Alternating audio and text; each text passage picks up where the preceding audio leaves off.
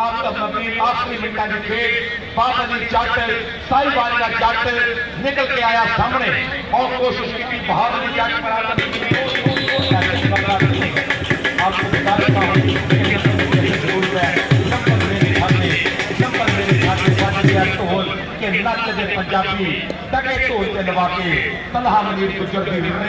तलहा मनीर गुजर का हमला अटैक बिल्कुल जी अगली कबड्डी कौम के वास्ते आ सामने नौजवान का नाम है तलहा मनीर गुजर बलाल असलम गिल के नाल टक्कर है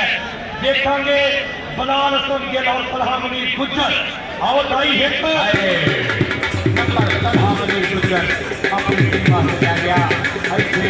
अपना छोटा मुंडा और उसके बाद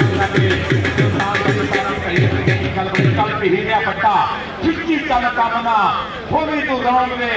छोटा कभी सोची ना तू सोची सदा लौंग दे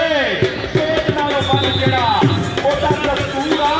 अज दे के काम रब सोना दूर है पक सपा पासिन पक सपा का चैंपियन पाकिस्तान मौसम वीडियो आज का फाइनल सबसे के बहुत पाकिस्तान ने पर बहुत कोशिश की लेकिन पाकिस्तान मौसम